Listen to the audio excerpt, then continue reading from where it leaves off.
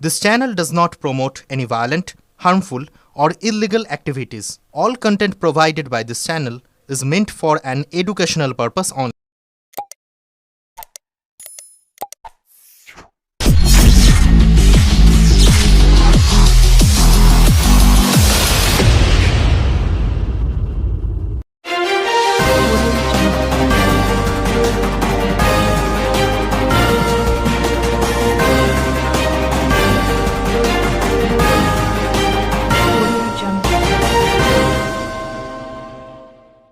প্রকল্প অন্নপূর্ণা যোজনা ছাড়া অন্য প্রকল্পে কোনো কিছুই তারা সেইভাবে পেরে উঠছে না। বার্ধক্য ভাতা, প্রতিবন্ধী ভাতা, এইগুলো নিয়ে বিভ্রান্ত ছড়াচ্ছে মানুষের মধ্যে। কি বলবেন? দেখুন, 34 দিনের একটা সরকার এত বড় একটা আয়োজন করেছে, যদি ব্যর্থতা বলেন তাহলে বলতে হবে যে লোকগুলোকে অফিসিয়ালসরা এতদিন ধরে দুয়ারে সরকার সামলেছে বা অন্য কিছু সামলেছে, তারা কি ইকুইপ নয়? প্রথম প্রশ্নটা এসে আসে।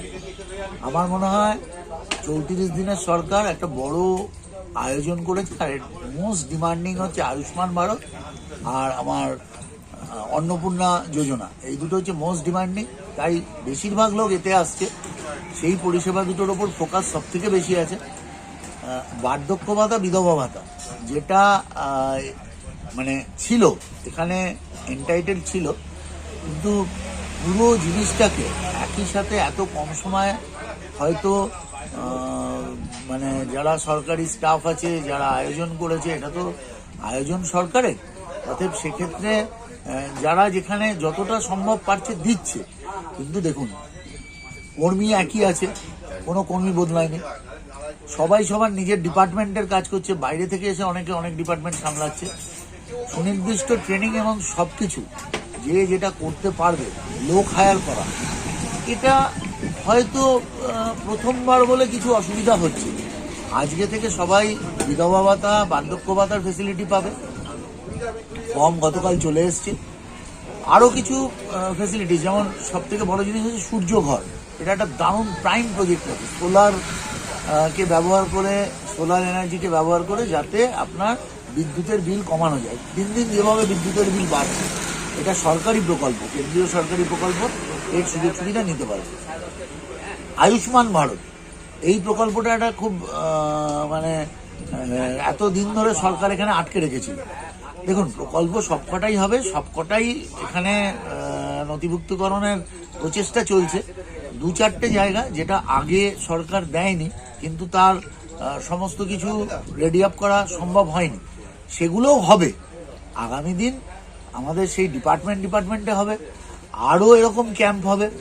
মানুষকে এত ব্যতিব্যস্ত হওয়ার কোনো কারণ নেই। 50 বছরে যা যা পাননি, 1 মাসে সেটা কি পাওয়া যায়? একটু ধৈর্য ধরুন, আমাদের সাথে থাকুন। আমরা বলছি, বাড়িতে গিয়ে আপনার সমস্ত যোজনা, যে যোজনার লাভ আপনার পাওয়া উচিত, আমরা বাড়ি গিয়ে পৌঁছে দেবো। একটু ক্যাম্পে আসুন, জানুন। প্রথম হচ্ছে প্রকল্প সম্পর্কে জানা। আপনারা প্রকল্প সম্পর্কে জানুন, আর তারপর এখন অনেক নতুন প্রকল্প, তো সবাই কিভাবে করতে হবে, তার কি কি ডকুমেন্টস লাগবে, সবকিছু এখনো নিজেদের সাথে এখনো মানিয়ে নিতে পারেনি, সবকিছু ওয়াকিবল হয়নি তারা। এদেরকে একটু সময় দিন।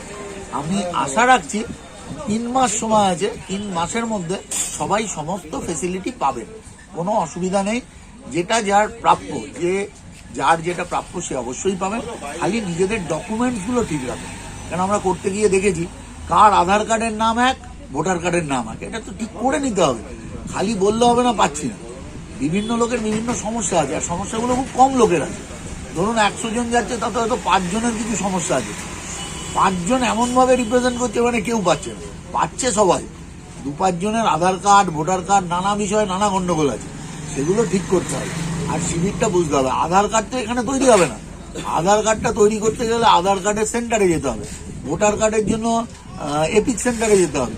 সেটা যদি কেউ ভাবে এই ক্যাম্পে গিয়ে হবে, সেটা তো ঠিক নয়। অতএব আমরা আবেদন করছি, সঠিক জায়গায় যান, আপনার পরিষেবাদের জন্য লোক আছে, আর সঠিক লোকের কাছে যান, দেখবেন সমস্ত পরিষেবা আপনি ঠিক পাবেন।